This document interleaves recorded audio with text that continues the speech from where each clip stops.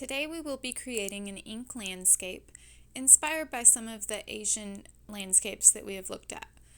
To do this, we're going to start by practicing with the different values of India ink that we created earlier. And we want to think about the elements that are going to be in our landscape. So in my landscape, I'm going to be using a lot of trees. So I'm going to practice different types of tree shapes that I can make. So for this first one, I started with a wet on wet technique and created kind of a tree shape with water and dropped some pure India ink into that. And then I used my brush to drag down the trunk of the tree.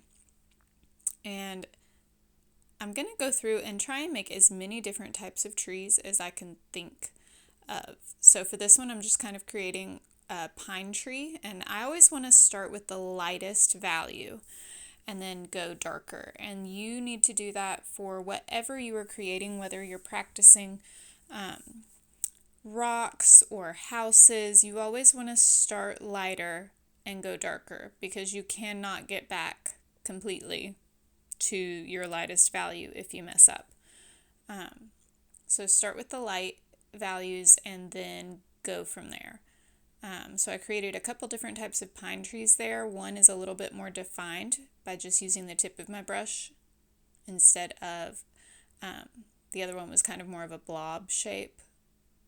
For this one, I'm just making little lines, and it's almost more like a barren pine tree. And for this last tree, I'm creating more of not a conifer. Can't think of the name right now, but not a conifer tree. So it's a little bit more full, more of a summery tree. And again, just starting with that light value and dropping in the darker values as I go. So once we're ready to create our landscape, we're going to start with a practice one. But it still needs to be basically what you want to do for your final landscape. I would recommend starting with your sky, but make sure that you do not completely paint the sky. The sky should be light and you want white areas. So I'm not painting all of this, and then I just took some water and very light values and painted in, and also dabbed that with a paper towel to pick up some of the ink to give it kind of a cloudy look. And now I'm going in with my furthest away part of the landscape.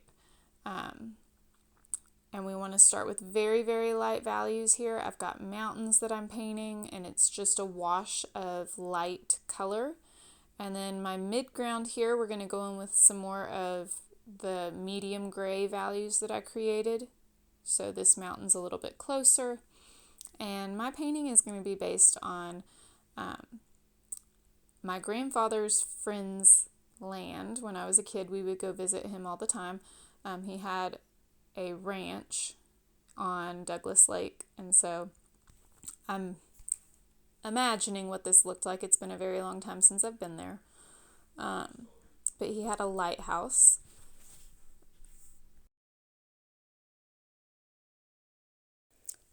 And this lighthouse was actually made out of an old silo.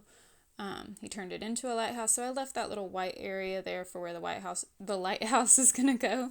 And I'm starting to work on the area that's closest to us, so I'm just kind of dropping in some of the darker values there, and then I'm going to go back to this water while it's still wet. And water is a very strange thing. When we talk about atmospheric perspective, we always say that things that are the furthest away from us are the lightest, and then they get darker as they get closer. Water is the opposite. It actually gets lighter as it gets closer to us and is darker when it's further away from us, especially up against the land. So the water will reflect the trees and the land that's there.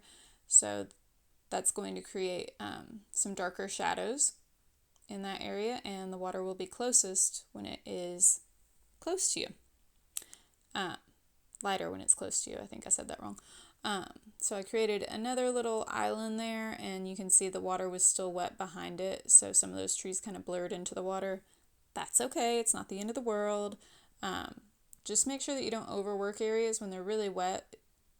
It's not good to keep trying to dry it off and keep adding to it. Just let it completely dry before you go back in and try to do anything else to it. Otherwise, you can get some rips in your paper, and it's never going to do what you want it to do until it's dry. So now I'm going to add some of my darkest colors up there close to kind of where I would imagine we're standing at if we were in real life looking at this. So I've created like a little path to the lighthouse that I left white, and then I left another strip of white area that I think I'm going to put some rocks on, so that it doesn't look like the land goes straight into the water, but maybe it's a little bit higher up and they've put some rocks there to keep the erosion down. And so I'm working, if you notice, I'm not just sitting there working on one spot the whole time. I'm kind of going around the whole painting and working in different sections at a time. It's a good idea to do that. That keeps you from overworking your paper, and it also allows you to let things dry. And a lot of times if you just work on one area and you don't look at the rest of your painting because you're so caught up in what you're doing right there, you'll work forever, and then you'll stop and be done, and you'll look around and you'll be like, oh, that doesn't look right with the rest of what I've done. So it's good to not get too caught up in one area. So here I'm adding those rocks in, and I'm using a skewer for that so I can get some really fine detailed lines. And these rocks I'm not being really detailed with. I'm just kind of creating the outline of them. No shading or anything. You do want to have some areas of white, not just in your sky. Again, we want to create a range of values and also have some unity and variety in our painting. So if there's white in the sky, it's good to have some white down somewhere else in your landscape. It helps your eye navigate what it's looking at. So I'm adding some details to this lighthouse, but I'm not going crazy with the details. Just a few windows and the roof part where the actual light is at, and then the wraparound porch. Going back to that middle island, getting it a little bit darker and trying to create some reflection in the water without it getting too dark.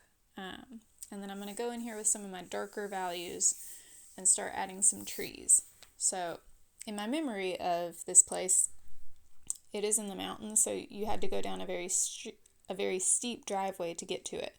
So if you were at the top of the property, you would have been up in the trees kind of looking down. Similar to this. I'm sure it doesn't look exactly like this, and there probably weren't that many pine trees. But they're a little bit more fun to paint to me, so that's what we're going with. Here I'm adding a few trees and bushes down near the lighthouse. I remembered that I needed to do this before I added any more of the larger trees that are closer to me. I added some tufts of grass. You want to try and work in your main areas of color and detail in those layers from furthest away all the way up to what's closest to you. That way when they overlap, it looks more real, and you're not trying to paint in things that are behind things, especially when you're using ink or watercolor. It's a lot harder to do. So I'm going in here trying to use a variety of tree types and get those values nice and dark, but still have some highlights because they are up close. We can see all those details. And remember, we don't really need to draw or paint this scene from a reference. I want you guys to either use your imagination or a memory of a place. That's much more important to me than you all just copying a picture that you saw on a website, or even a picture that you took. I would rather you all use the value range to make it look more realistic than actually trying to look at the shapes. So as long as you have that atmospheric perspective where things are lighter in the background and they get more detailed and darker as they get closer to you, then it's going to be successful. It doesn't matter if the shapes are perfectly tree-shaped or the perfect mountain or rock or whatever it is that you're painting, even a house. It's going to look more realistic as long as you have your values correct.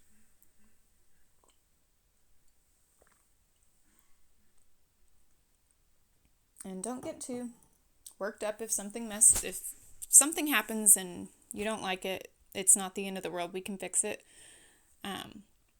Like did a whole tree there that I completely just took a paper towel and wiped it up.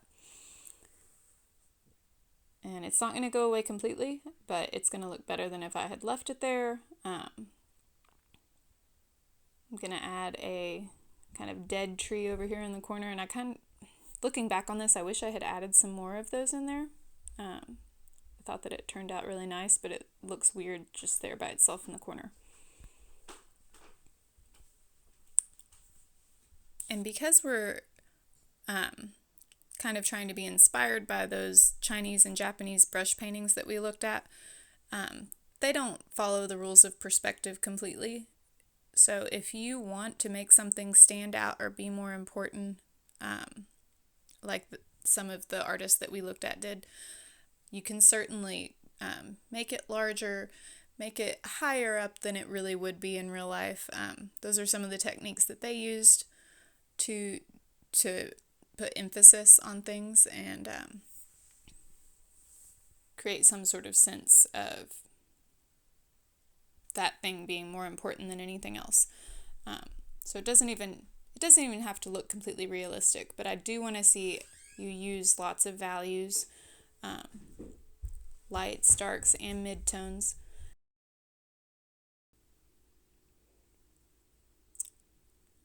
When you feel done, you're going to peel your tape up, and just be careful with that. Make sure that it's dry when you do this as well, and you will have a nice, clean looking border.